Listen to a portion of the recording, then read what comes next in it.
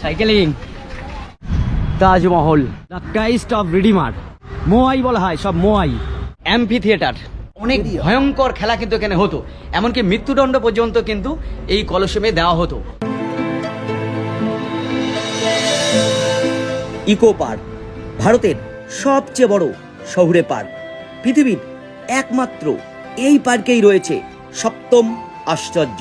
শুধু তাই নয়, পার্কে আসবেন আর কিছু অ্যাক্টিভিটি করবেন না, তা কি হয় নাকি? রয়েছে নানান ওয়াটার অ্যাক্টিভিটিস, কাশ্মীরের শিকারা রাইড, ঘুমের toy train journey, children park, rain forest, rose garden, আরও কত কি। সেই সঙ্গে জমিয়ে খাওয়া দাওয়া। 8 থেকে 80 সবাই হবে খুশি। শীতের হিমেল হাওয়া ধীরে ধীরে বইতে শুরু করেছে, আর এই মিঠে রোদ গায়ে মেখে আজকে সারাদিন ঘুরবো ইকো পার্কে। ঘোরাবো আপনাদেরও, কিভাবে আসবেন, কি কি দেখার আছে, যাবতীয় সমস্ত ডিটেলস থাকছে আজকে এই ভিডিওয়। কলকাতা এবং শহরতলির বিভিন্ন দিক থেকে নিউ টাউন ইকো পার্কে যাওয়া যায়, তেমনি আমি যাব বিধাননগর থেকে। বিধাননগর 4 নম্বর প্ল্যাটফর্ম দিয়ে বাইরে বেরিয়ে আসুন। বেরিয়ে আসার পর বাইরে দেখবেন এরকম প্রচুর অটো আছে।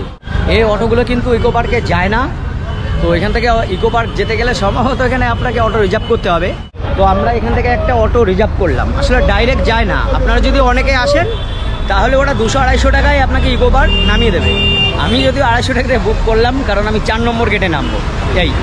আর আপনারা এখান থেকে একটু সামনে এগিয়ে গেলে প্রচুর বাস আছে, বাসে উঠে আপনি বিশ্ব বাংলা গেটে নামবেন, ওখান থেকে আবার বাস করে ইকো পার্কে খুব সহজে চলে যেতে পারবেন। অটোয় কতক্ষণ লাগবে দাদা এখান থেকে? 20 মিনিট। অটো রিজার্ভ করলে সুবিধা হচ্ছে এইটা, আপনি নিজের মতো যেতে পারবেন। বিধাননগর ছাড়া আপনি বনগাঁর দিক থেকে এলে DN47, এছাড়াও আরও অনেক বাস রয়েছে। সাউথ লাইন থেকে এলে পার্ক সার্কাস নেমে ডাইরেক্ট বাস পাবেন। এছাড়া শিয়ালদা দিক থেকেও বেশ কিছু বাস ইকো পার্কে যায়।